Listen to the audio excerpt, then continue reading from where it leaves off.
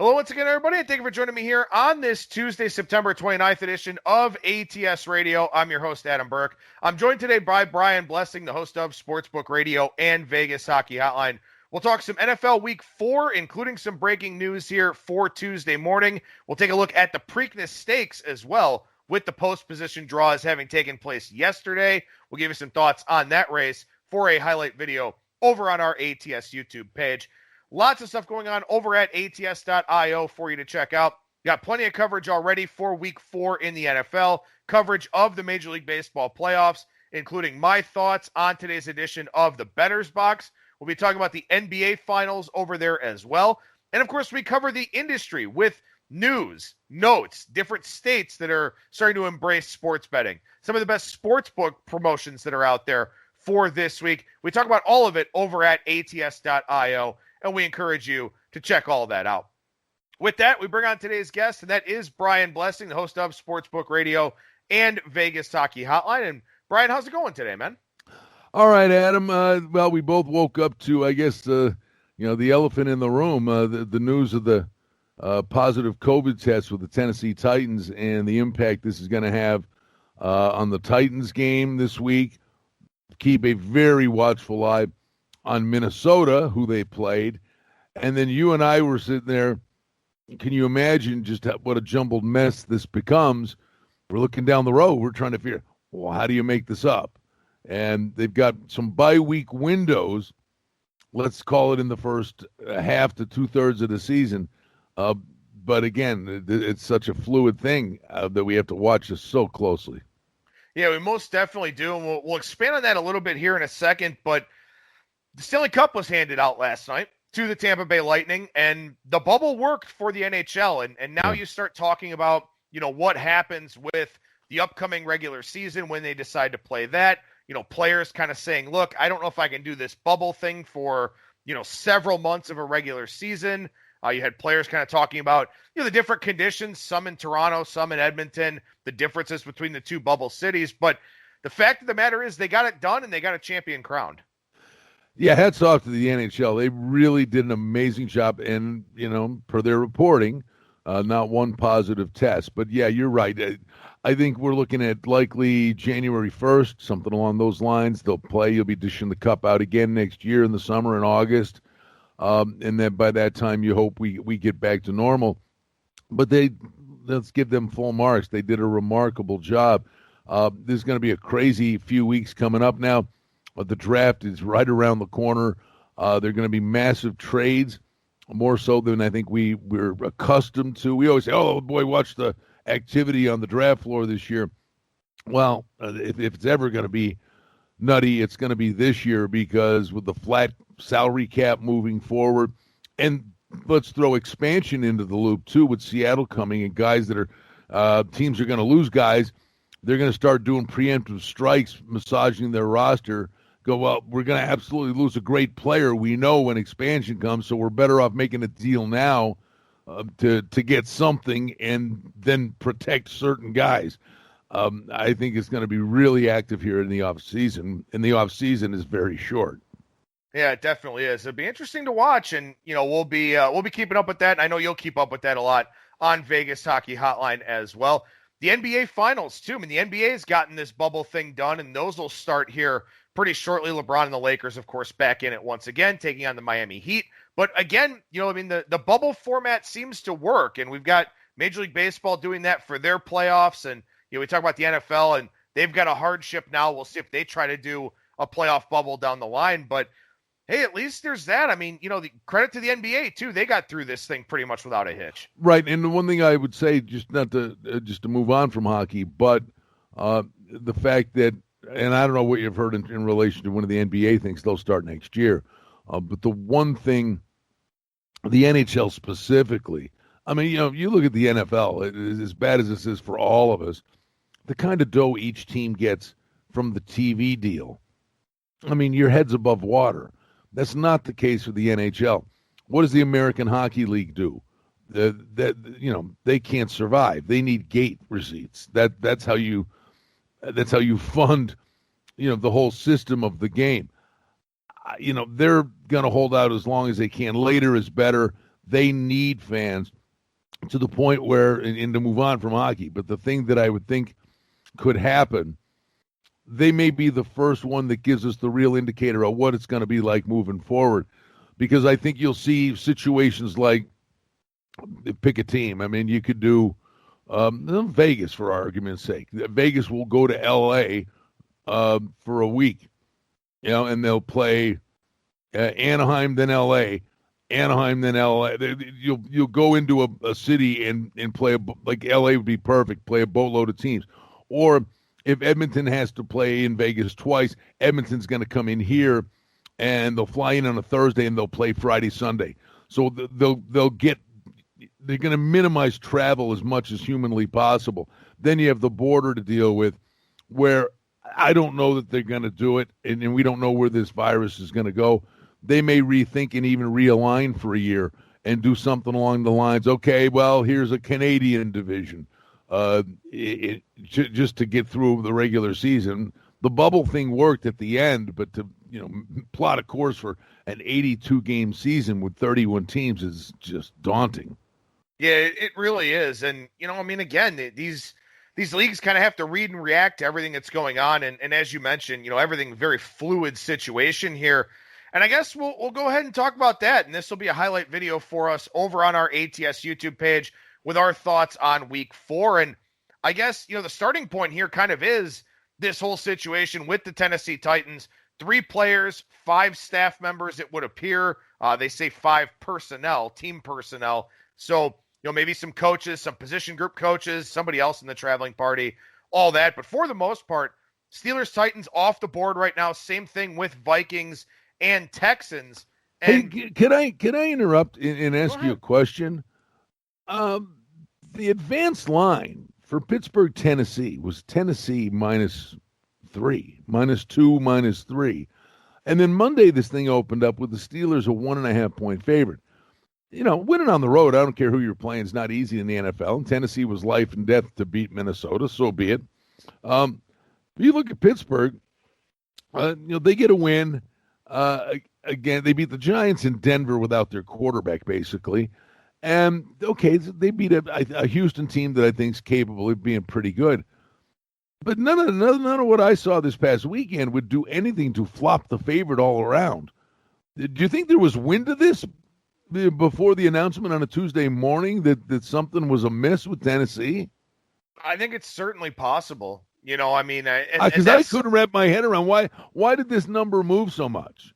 Yeah, I think it's a fair question to ask. I know Tennessee's had some offensive issues without A.J. Brown, and, it seems like he's going to be out a little bit longer than anticipated. He's not worth 4 points. No, he's not. And that's one of the things, and it's funny because I talked to a professional handicapper buddy of mine, and, he was spending some money on some odd screens this year, spending a little bit more than usual on them, because he's like, these numbers are probably going to move from some inside information. And he was thinking about it more in the context of college football, where, news isn't as in your face as it is with the NFL. But I'm pretty good at this. I advanced wagered Tennessee -2.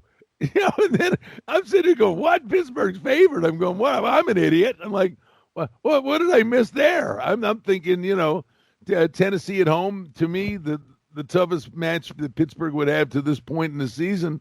I advanced wager Tennessee, and then I see this number and go, well, I might be shying away from that maneuver a little bit. I got 2 of the 3 that I advanced wagered right, but not that one. Yeah, it seems like there was some funny business with this line yesterday, and maybe some of these whispers did come out, and I imagine the NFL is trying to keep everything as tight-lipped as they possibly can, but stuff's always going to leak out. And, especially here, too, as we've got more and more states that, have legal sports betting, Tennessee, going to get it here later this year. Those are things that maybe some of these local jurisdictions, people find stuff out. It winds up, creating some sort of buzz out there in the betting markets. And, it's probably going to continue happening as we go forward, whether it's regular injury news or COVID-related injury news. But like I told you, I think the most important thing in all of this is what happens with the Vikings. Do they get positives? If it's isolated to Tennessee as having it in-house, that's one thing. If it's something that could have been spread over the course of a game from one team to the other, from one player to the other, that's where the NFL kind of gets a little bit more dicey. So that's the situation I'm following. We did this stuff throughout the pandemic. We were doing the audio podcast, and it's funny, sports is back. We say, okay, we got NASCAR and horse racing, and wait a minute, now sports is back, and we're watching sports, and there are no fans there, and we're creatures of, I don't know, it's habit, but I mean, we're kind of taking it for granted. Okay, it's back, and let's figure out how this goes. But we talked about this from day one, that football, the third play of a game, the guy's running and stumbles and gets hit and the ball is on the carpet. 8 guys jump in a pile. The guy at the bottom of the pile has got COVID. Did the 7 guys on top of the pile get COVID? We talked about this stuff all summer long.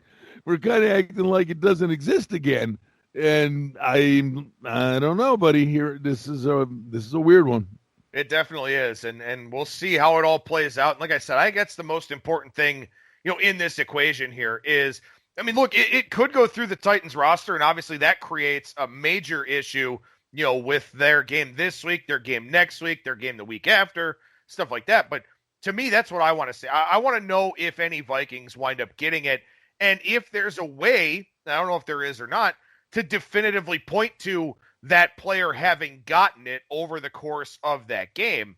Who knows? I mean, obviously they're doing all their contact tracing and quarantining and all that, but, is this something that can get spread over the course of a game?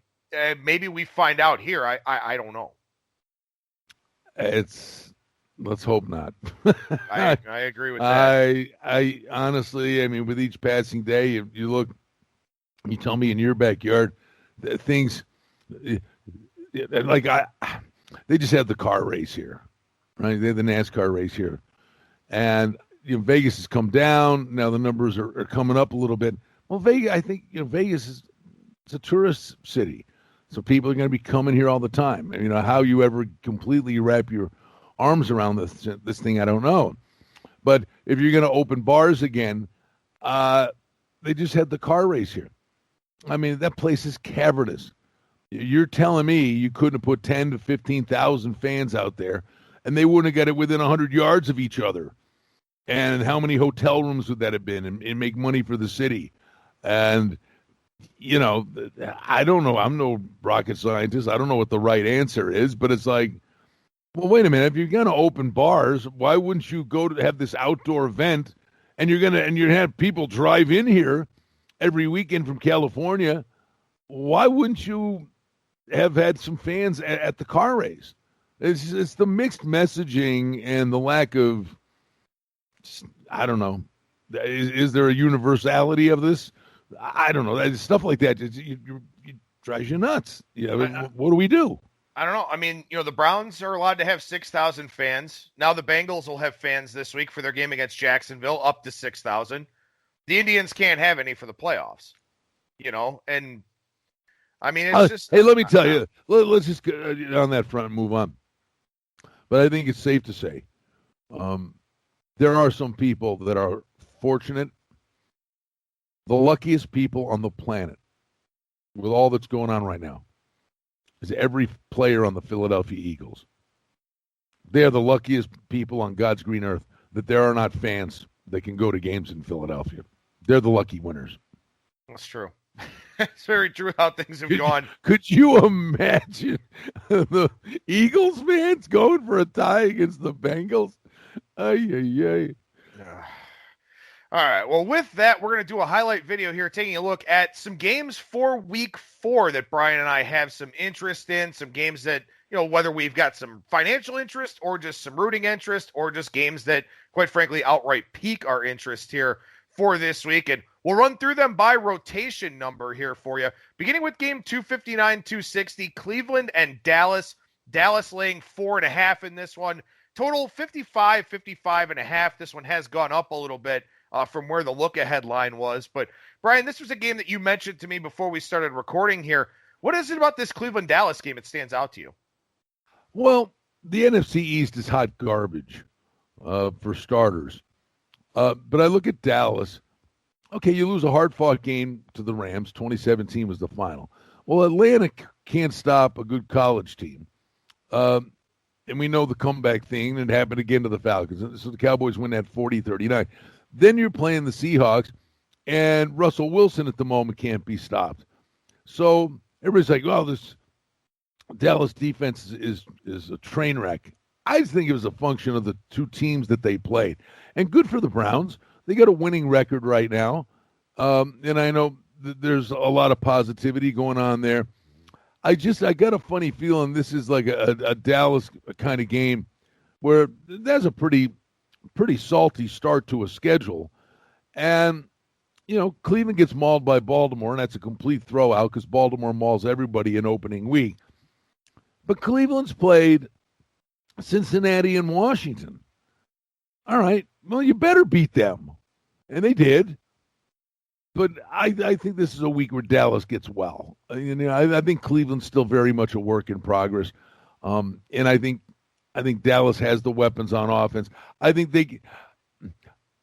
they made a big mistake trying to get involved in a track meet with Russell Wilson. I don't know why you're just, not hammering Elliott and trying to shorten the games. But I think this is a get well spot for Dallas personally. I agree with that. I agree with that take, to be sure. I mean, look, the Browns, they were +5 in turnover margin last weekend. Dwayne Haskins had 3 really awful interceptions, and the Browns they never put distance in that game. I know they wound up covering the number late, and kudos to them for that, but they had under 5 yards per play in that game against that Washington defense. And Washington got to Baker. They harassed him a little bit. Baker didn't make a whole lot of good throws in that game. You've got to make good throws to keep pace with Dak Prescott and this Dallas offense. And the Browns secondary, they're still banged up. We'll see if Greedy Williams can give it a go this week. But I agree with you. I like Dallas in that spot this week. I know the Browns have a couple of wins. They're over 500 for the first time since the end of the 2014 season, December 14th, I think, 2014. Good for them. It's great. But, the fact that they're 2-1 doesn't obscure the fact that, they have not put distance in the games they should against Cincinnati and Washington. They've done really well in the turnover department. But you probably don't do that against Dallas, who takes good care of the football. So I agree with you on that one. The funny thing is, Adam, and a lot of the stuff we talk about, on a week-to-week basis, things that make sense. Was right on one, wrong on the other. I really thought Houston was going to win the game outright against Pittsburgh. You play Baltimore and Kansas City, you're 0-2, and you're desperate. I think it was more a function of maybe not giving Pittsburgh enough credit because I do think Pittsburgh, they can punch you in the mouth, and they got a good defense. So I sold Pittsburgh short. It was more the situation. I think we got Bill O'Brien, too, because Houston played a very good first half and got shut out in the second half. Yeah, that's possible. And thinking Deshaun Watson will channel his inner Russell Wilson in the season. It's definitely on the line this week. But the one I was right on was Detroit. Just love Detroit at Arizona. Detroit played the Bears, hard-fought game, squandered it. Then they get lit up by Green Bay, who's playing at a very high level right now. But them getting Galladay back was a big deal, and he gets a touchdown. And whatever, it's more situational stuff, and that's where I'm going with this Browns-Cowboys thing. I'm not dismissing that the Browns are heading in the right direction. I just don't think. I think the company that Dallas has been keeping, I don't think their defense is such a dog's breakfast. I think it's a function of who you've been playing. And the other thing, if you're going to find trends and things, we're going to get to it, I guess. We're going to talk about the Monday night game, the Atlanta game. Yeah, we'll talk about it. Okay. Well, I'll get to that point when we get to that. But I think it's who you've been playing. I mean, Dallas has been playing some electrifying offenses. Oh, by the way, the Rams, look at what they did. Finally got their offense. Really rolling in the second half. So playing a low-scoring game against the Rams, Dallas's defense was certainly fine that night. I think the other 2 weeks were just a function of who you're playing. Well, another game that you wanted to touch on here, and I know that you've recorded a video on your own that I'll post over on the ATS YouTube page later on today for game 273-274. New England and Kansas City. Kansas City touchdown favorite in this one, total 53.5 or 54. very impressive performance from the Chiefs last night. Seems like they have Baltimore's number, or at the very least have Harbaugh's number. What about them laying a touchdown here this week against a visiting New England team? Oh, boy. I said, let's talk about that game because I want your help. And in fact, the video I did, I apologize to the viewers, probably didn't help you at all. But just to talk about the myriad of angles and things that are in play in this game. Belichick, we know what he does. He takes away your best weapon. The Raiders go into Foxborough. The kid Waller, the tight end, was just a monster for them. They undercovered him. There were even times they threw Stephon Gilmore on him, and all of a sudden the cars looking around like, where's Waller? Well, he was covered, and that's what Belichick does.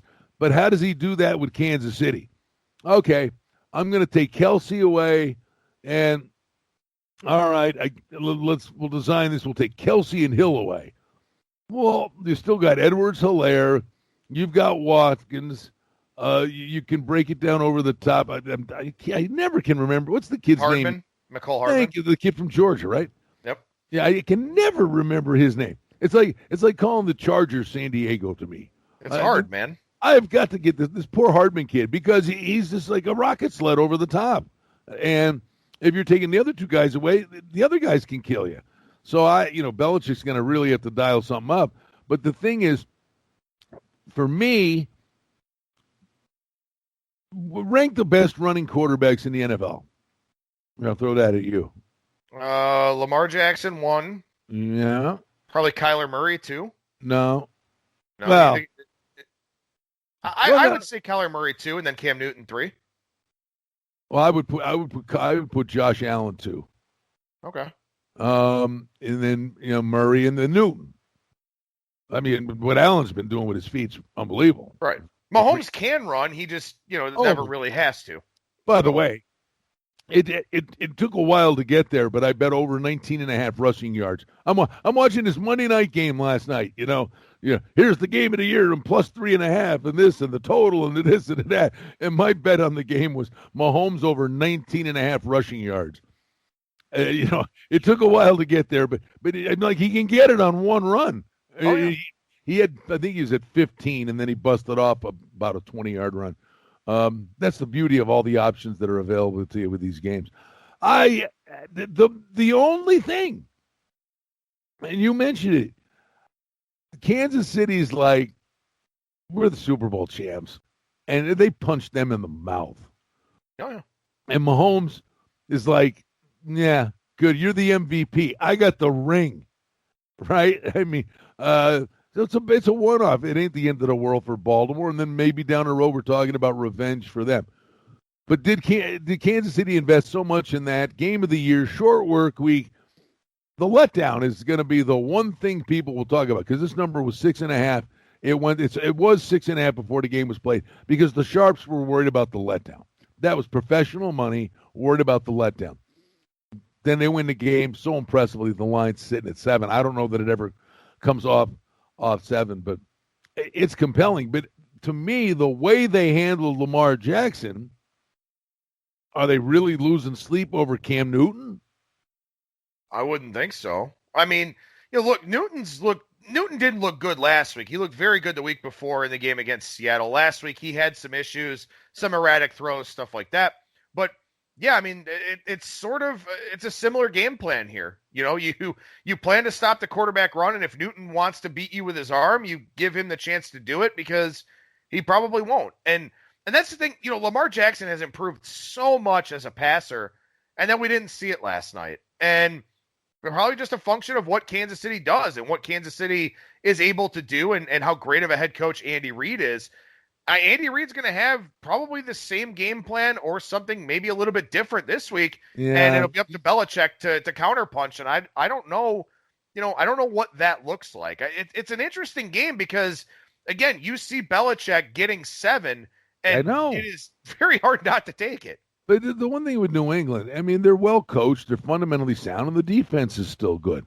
But I think as the weeks go on here, I mean, teams. See, here's the rub. Last week, they easily handle the Raiders. They get turnovers, but they ran the football.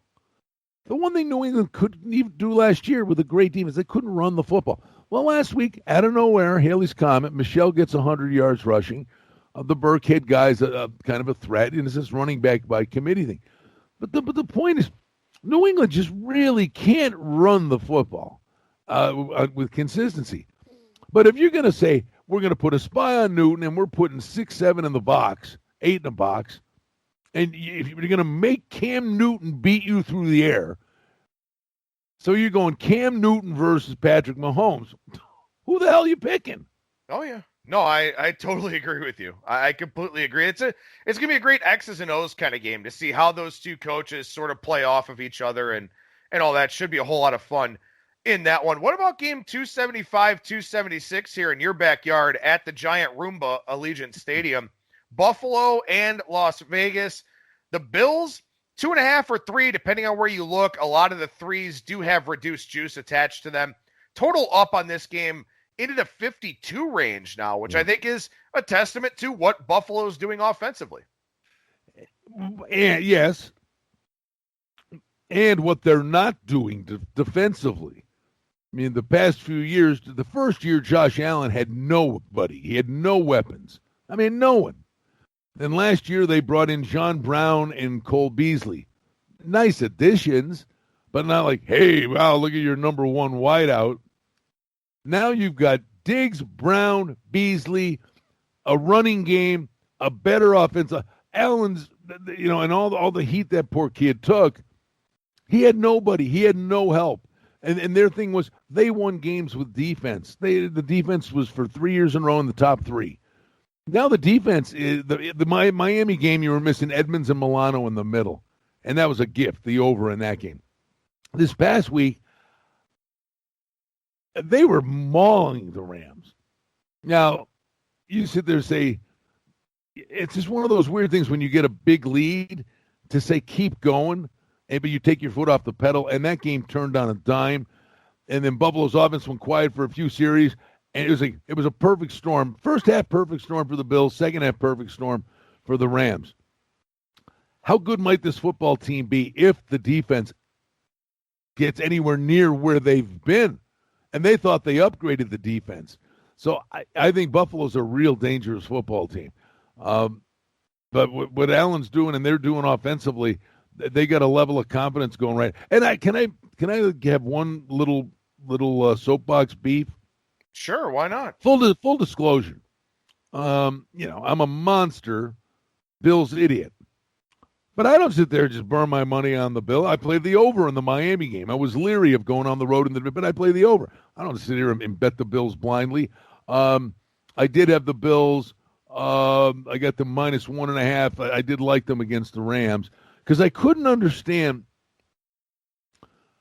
When we do these podcasts, Adam, we've been doing these. It's just kind of the blanket thing of a summation of all the things we always talk about. If we were just picking two teams, a West Coast team traveling east for an early game, two really good football teams, right? It would come up in the discussion, well, you got to be leery of the West Coast team traveling east and playing the early football game on their body clock. That would have been a discussion. Just how about a team that had to play on the East Coast, fly home, and come back and do the same exact thing again? You'd be like, right. They'll be asleep at the switch. That's what happened. The Bills jumped all over them. But to their credit, the Rams' personal pride, and they got punched in the mouth, and they come fighting back. But those are just generic things that we talk about and things that make sense. And then the other thing, but I watched the Bills now 3 weeks in a row. And they keep saying the same stuff about Josh Allen. When are they going to get off this kid's neck? The inaccuracy and the this and the that. 2 of the last 3 weeks, they were behind in Miami, they're behind in this. And these announcers, I'm like, do you guys even read game notes when you prepare for these games? Different crews saying the same thing. Well, he's done a lot of good things, and look what he's done here. And this is now in his developmental stage. Can he come through in the big moment?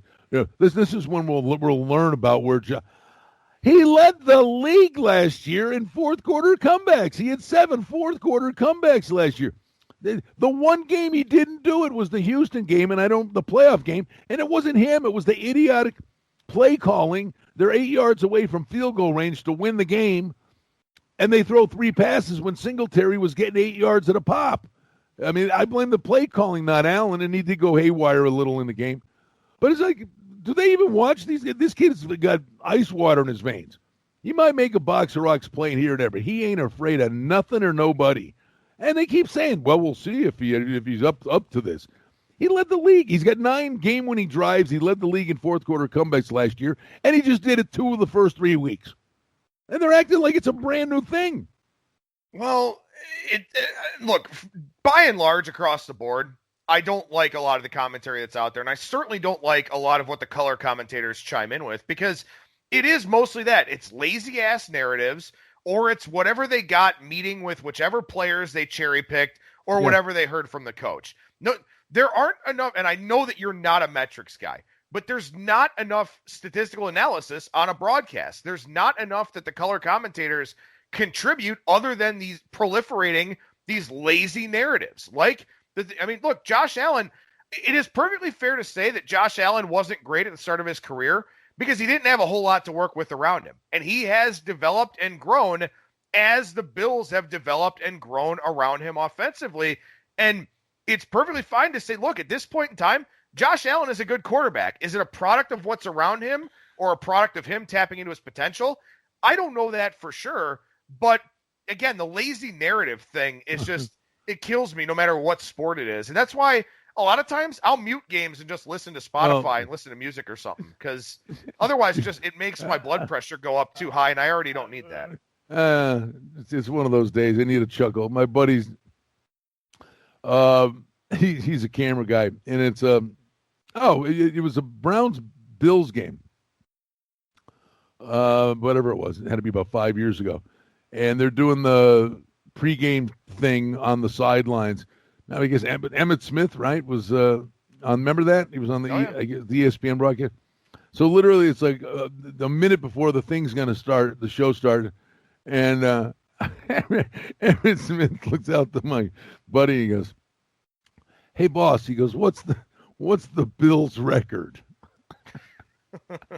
Right, and so my friend goes, and there's 5-3, right? The music starts playing for the open, right? And he goes, hey, man, he goes, what's the Browns record? And my friend goes, I'm not telling you. This is what you're getting, man. It's like. I fully appreciate ex-players and ex-coaches and stuff being able to break down the game from an X's and O's standpoint. That's great. But, man, you try to put any level of analysis that's not related to exactly what they're seeing, and a lot of them just don't get it. And it's sad. I know, yeah, you didn't play the game. You never listen. I'm telling you, I watched the Rams did it again. All these teams do it. The Saints do it all the time. The timeouts. I do it. It's my annual soapbox. My brothers are 11 years older than me. Since I've been so this is all on him. He taught me this when I was 10 years old. That take the 5-yard penalty. You get a 1-possession game, and you're taking it. Most of the time, they'll take the timeout. 3rd and 17. What do you got on 3rd and 17? Take the 5 yards and punt. You're going to run a draw or a screen. Or if you're on offense coming in and you get a first down, you're at the 28, 1st and goal, or 1st down and 10 at the 28 coming in. Oh, timeout. Take the 5 yards. Do you think those teams wouldn't want the timeout at the end of the game? You think the Saints wouldn't have wanted a timeout at the end of the Raiders game? I said both of those teams squandering timeouts. How do they not understand that those are oxygen tanks? And there's such a small window of what are actual. Yeah, okay, it's worth it. Take the timeout. Just take the 5 yards. Those things, you should even consider those things until the final 5 minutes of a game. And all these teams throw them away like they don't even matter. It's frustrating to watch a lot of the coaching decisions that are out there, and it's frustrating to watch teams, go into a shell and play prevent defense and all those types of things too. I mean, I never understand it. You build a big lead, and then you go completely away from what got you the big lead. It blows my mind. It's befuddling. You're mauling a team, just mauling them. All right, we're up 17, so let's go to the two deep zone and give them all the underneath stuff. Well, they scored, but it took them 5 minutes. Yeah, but they wouldn't have scored. And 3 and out. Oh, they got it back. No, they scored again, but it took them another 4 minutes. Yeah, but now there's 1:20 left in the game, and if they get an onside kickback or 3 and out and they were smart and kept their timeouts, all you did was give them a chance.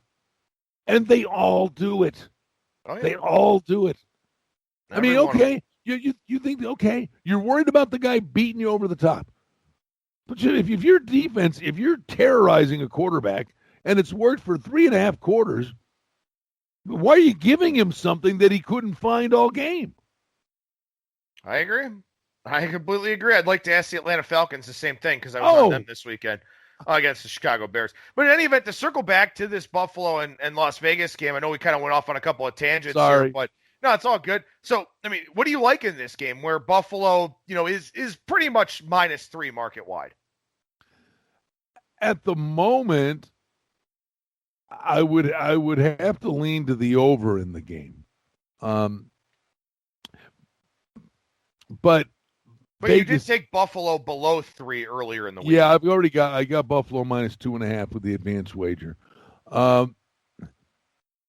Milano and Edmonds are back, but the Bills did struggle stopping Henderson's.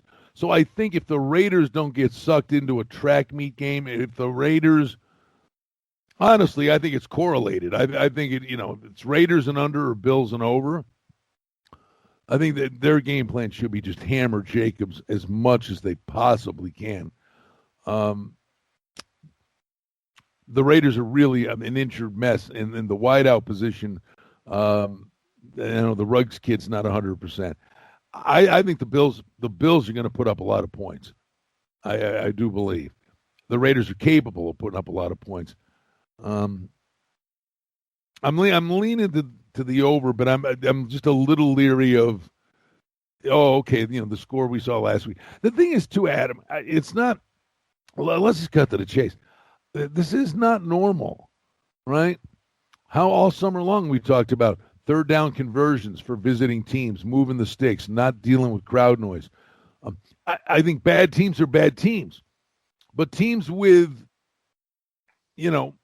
exceptional offenses going on the road's a walk in the park for these guys. And you're seeing some of these totals, and you're seeing some of the scores that are being played in these games. That Aaron Rodgers is going into New Orleans, and he's not dealing with that crowd noise. He's going to terrorize you. That is, I think the level of the quarterback, a bad quarterback's a bad quarterback. But the middle tier guy's even better than a middle tier guy, and the exceptional guys are off the charts. Look at the numbers at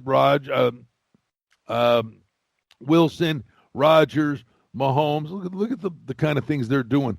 And on the road, and you think it was a scrimmage. Well, and that's one here. This will be the last game we talk about, and you do have a solo video that I'll edit and put up on our ATS YouTube page here today. But the Monday night game between Atlanta and Green Bay, I mean, we're talking about a total of 58 here, and we're talking about an Atlanta offense that looked pretty good for 3 quarters, against the Bears. Didn't look so good after that. Looked good against the Cowboys for most of the game. That was one of those strange, fluky losses. But you got to Matt LaFleur's got Green Bay firing on all cylinders offensively right now. And Dan Quinn's a dead man walking for Atlanta. So, total's 58 here, but is it possible to step in front of this thing and bet the under? That's a good question. No, it'd be the over, if anything, for me. Of all the things, do you remember Jameis Winston? Was it his senior year? I think it was him at Florida State, where it was an ATM machine. They couldn't get out of their own way in the first half. And then they put the rally cap on and come roaring back. It was fade him in the first half, play him in the second half. It happened like 8 out of 10 weeks. It was a license to print money. Is the best bet in this game, seriously, take Atlanta plus 4.5 in the first half? Could be. I mean, the only thing I would worry about is we talked about it earlier in the year, though. Green Bay is a great first quarter team. So that's the only worry that I would have, but it's pretty clear. And I mean, look, like we mentioned, we got Bill O'Brien last week. You know, the bad coaches are bad in the second half because the other coaches, you know, outfox them. They make the adjustments. Yeah. I think maybe you could say Atlanta first half, Green Bay second half, and I don't think that's out of the realm of possibility. Well, I mean, look at the losses. I mean, okay, Seattle's playing great. They gave the Dallas game away. In Dallas, gave it away. Just gave it away. And then, okay, they get the lead. They said they don't know how to protect the lead. And they blow the game to Foles and the Bears. They come out of the game and they execute offensively. Now, Julio Jones, I don't know what his status is going to be, but the Ridley guy's, he's Julio Jones now. It's Calvin Ridley, and oh, by the way, they go to Julio Jones. I just think Atlanta comes out of the gate again. But the reason I thought we should talk about it, I'm 99% sure. I saw that total. I'm like, wait a minute. That's the highest posted total I could ever see. An opening number, an NFL game, 58. Unbelievable. Like I said, there was a Super Bowl that got to 60. That number would have been up a full 2 weeks. I'm telling you, this is an opener. Right. Yeah, no. I mean, it's. And I'll guarantee you the total that got this. I shouldn't say I guarantee, but I bet you something was probably the opener was probably something like a 55.5, 56. And it was a runaway freight train with steam, right? But for an opener of 58, this thing could get to 60. Dating back to 2016, the highest total in a regular season game is Falcons and Saints, total of 58. Week 17 of the 2016 season. Well, so we're already up at that now, and it could keep going. That was the closing number? Yeah, it was a closing number. I bet you the opener wasn't 58. I mean, that's my point. I've never seen an opener of 58, ever. Right. No, it's high, and quite frankly, it's probably justified. I mean, Green Bay is doing whatever they want on offense, and Atlanta's defense is clearly not good. So a lot of thoughts here. Well, I'm not saying it this week, but like the week will come. The total's 58 and you get a 13-10 game. Oh yeah. Oh, it'll happen. It's bound to happen. And again, overs have been, pretty high profile here so far in this NFL season. So we'll see if maybe this is the week that, the numbers have been high enough and maybe we get some unders. But, as you mentioned, I think the crowd noise thing kind of playing a factor. A lot of these quarterbacks doing whatever they want. A lot of factors here with a lot of early season scoring in the NFL. And hopefully you've enjoyed this week 4 highlight video on our ATS YouTube. Again, most of the show here on ATS Radio, but we certainly encourage you to subscribe to the audio versions of the show here as well. Brian, we'll give ourselves a quick break here before we do another highlight video for the Preakness. But I know you did a video for us on the upcoming NASCAR race at Talladega, the second one here in the round of 12. And a surprising winner last week in Vegas in Kurt Busch. That was one of those where it happened, and it's rare that it happens. And it was a bad beat for me. I had Elliott to win the race, and I did a group matchup parlay with Elliott and Bowman. And they were running either first, second, or third the entire race. And they were like laps ahead of everybody. And it was everybody cycled through with green flag pit stops, and all the leaders pitted with like 30 to go. Green flag pit stops. They're cycling back through, and there's a yellow, and a lot of the inferior cars stayed out. They were all of a sudden the cars that were dominant were restarting with 20 laps to go in the 12 to 14 range. And remarkable, Kurt Busch able to get a win here in his own backyard. And that just upsets the apple cart here in this playoff thing because now he advances automatically. This was the start of the round of 8. He's got a W. He's in. And now you go to Talladega where these guys need a diaper when they're driving around because the big accident can take everybody out. And this is the race where you do bet a bomb. The bomb went off in Vegas, very rare, but it happened. That the good cars couldn't make it up. But a guy like Kurt Busch is dangerous right back now. He's playing with house money, great restrictor plate guy. But I think the guys that are in the playoffs, I don't know how aggressive you are here. I think you're maybe trying. Your thing is, I don't want to get a DNF. I got to get points because all of a sudden, the crazy thing happened in Vegas, and now I get collected in the big one at Talladega. Harvick and Hamlin. These guys have been great. What if Harvick gets taken out in the big accident and gets a DNF in here? This thing's upside down now. So I think the guys that are out are the ones you're really looking for here. Like Logano's nuts. He don't care. He'll go for it. But if you remember the Talladega race this spring, I was sick. I had Almirola, and he was sitting in like third. It's the last lap, and he gets the big run, and he ducks inside, and he just grazes the front corner of Stenhouse's car because he had the slingshot. And he was going to win. He was going so fast, he got spun and finished third going sideways at the wire, if you remember that. But it was Blaney, Almirola, and Stenhouse that were leading the pack there. Those three guys are right back in play here. And the other guy, my long shot play, those are all long shots, to be honest with you, is DiBenedetto. And Bowman's has some speed. Bowman's a little dangerous here in the rest of the way in the playoffs. But in this particular race, DiBenedetto, I think, might get his first win here. So I think this is where you play prices because the big accident can take all the great cars out. Well, and of course, the last race in the round of 12 is on the Roval in Charlotte. So that's, the race at Vegas is when you need to make your hay because it's just a regular 1.5 mile track. Now you get Talladega with all the craziness. Next week you get the Roval, and we know road courses can be a little bit weird. Some guys don't like them. If they're finishing this thing in Phoenix, right, Adam? Right? Okay. If Harvick makes it, Harvick's winning. Yes. But all of a sudden now, Kurt Busch wins this race here, and then you got Talladega, not so fast, right? Harvick's still he's got enough bonus points to probably make it on to the next round, but right. But the crazy things, oh yeah, you got to get there. Absolutely. You definitely have to get there.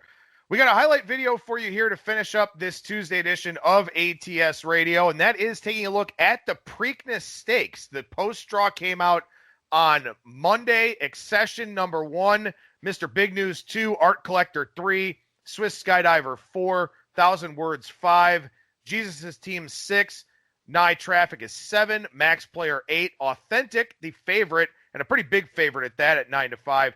He is in the 9th post. Pneumatic 10, and Live Your Beast Life 11.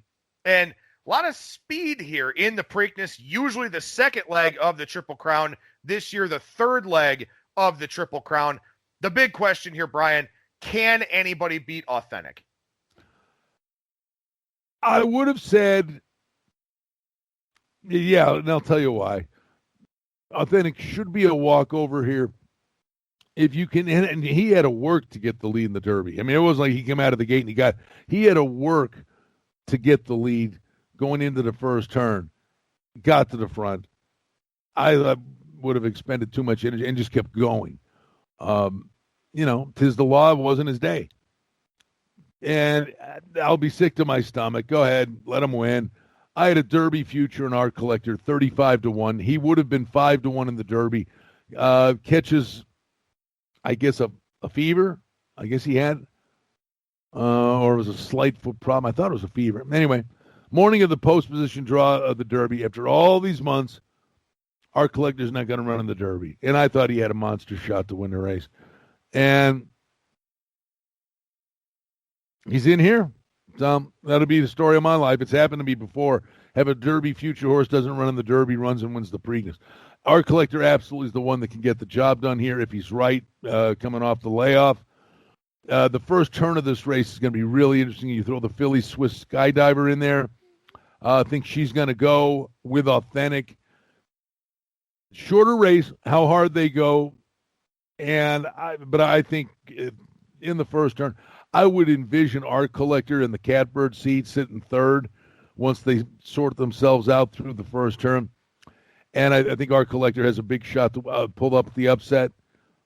If, by the way, if Authentic gets loose, clear, easy lead into the first turn. I mean, it's a shorter race. Going to be just really hard to track down. But I do think Art Collector can absolutely get it done. And I was looking, there was a closer I thought was of interest. I just had it. Is it? Yeah, Max Player. There's a Steve Asmussen horse, Son of Honor Code. This one raced in the Kentucky Derby, was 5th by 7 lengths. I could see this one maybe, there's going to be so much speed. I think with a good trip, Max Player, 15-1 with Paco Lopez would be the one I would use in the exotics to come up and round out tries. But I think it's Art Collector and the one with the best shot. And Authentic. And I guess 1,000 Words is kind of the one that maybe could upset the party a little bit. Very scary situation prior to the Kentucky Derby. 1,000 Words comes out in the paddock, gets kind of excited, flips over, breaks a trainer's arm. That was the other Bob Baffert horse, going in that race. And Florent Giroux is a very, very good rider.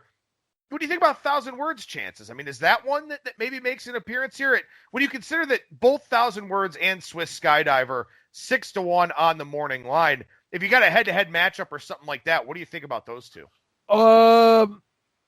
Well, speed is usually the way to go in the Preakness. So Swiss Skydiver's the faster horse.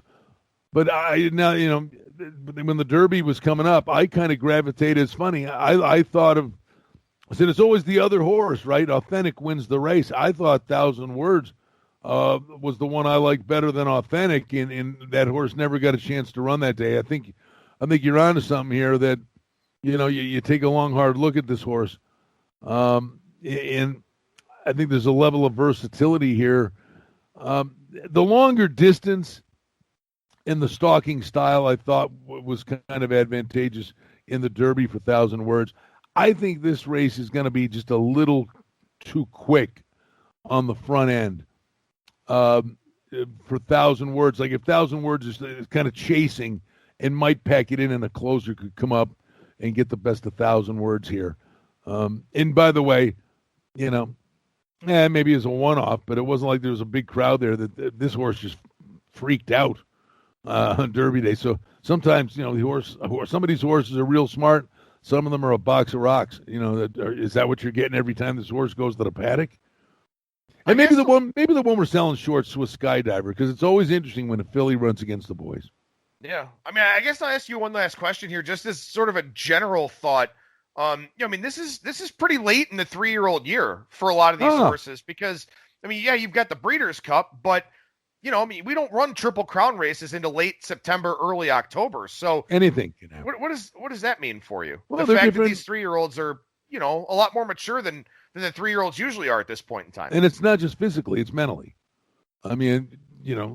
There's a reason they school young horses at the starting gate. They want them to be comfortable in their surroundings, and in some horses it just takes a long time. Then they get out there and, hey, I'm a veteran old pro, and then for whatever reason, 3 months ago the horse is going to the gate and the basket case and looking around and what's going on. Now this time of year, maybe the horse goes, oh yeah, it's race day. Now I know what I'm doing. You try to get between the ears of a 1,200-pound animal. Yeah, but it's the mental thing as much as it is the physical thing. Do they give themselves? It's like a trainer's trying to make all the changes to give them the chance to run their best race. Sometimes the horse itself negates that. But once they become more seasoned and professional, light bulb goes off and a horse can change at the end of a 3-year-old campaign overnight. Well, a lot of good thoughts here on the Preakness Stakes on this highlight video for our ATS YouTube page. Make sure you subscribe to our ATS YouTube channel here and also subscribe to get the full editions of the ATS Radio podcast on Spreaker, Stitcher, Spotify, iTunes, iHeartRadio, Google Podcasts, wherever you stream and download your podcast content. All right, with that, Brian, we'll finish up today's show. Anything else you want to mention before we sign off for today? Just the Masters. I saw a drone shot of Augusta National with the course all brown. Did you see that? No, that's disappointing. Oh, I was like, wait a minute. That's It's like heaven on earth. It was just a golf course. No, they're overseeding at this time of year, and it was funny. The greens were green. The rest of the place, it was brown. I'm like, well, yeah, there's the pond. There's Race Creek. It was the weirdest thing. They said it'll be fine when we get to the Masters, but that's something to watch for. Man, I hate saying this. I think the Shambo is going to be so hard to beat there.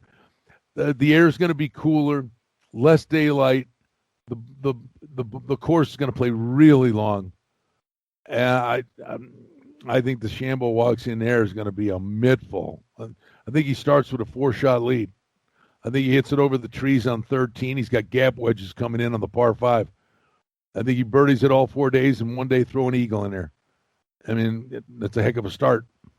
It definitely is. Maybe we'll talk some golf here next week because we got a couple of tournaments back-to-back in your backyard there out in Sin City. But Brian Blessing, the host of Sportsbook Radio and Vegas Hockey Hotline. Brian, how can people check out those 2 shows of yours? All right, Adam, thanks, man. KSHP.com. There's a listen live function, noon to 2 Pacific time. Sportsbook Radio. Today, Tony Neville, Treasure Island's coming in the studio for an hour. We get all the top sportsbook directors. If you're a hockey fan, I think you'll really enjoy Vegas Hockey Hotline. It's a lot about the Golden Knights, but it's basically hockey. It's from around the league. We had reports from Edmonton, incredible guests, and it's just a fun hockey show. And everything I put up on my Twitter, at Brian Blessing. Yeah, make sure you follow Brian on Twitter, at Brian Blessing. Brian, appreciate your time as always, buddy. Thank you so much for joining me, and we'll talk to you again next week. All right, Adam. Have a good week, bud. There you go. There's Brian Blessing, again, the host of Sportsbook Radio and Vegas Hockey Hotline. Follow him on Twitter, at Brian Blessing. I'll be back on the air once again on Thursday with Brad Powers, professional bettor and handicapper from BradPowersSports.com. We'll talk college football and NFL as we head on into the weekend. That'll do it for me. Thank you so much for listening, everybody, and I will talk to you again on Thursday.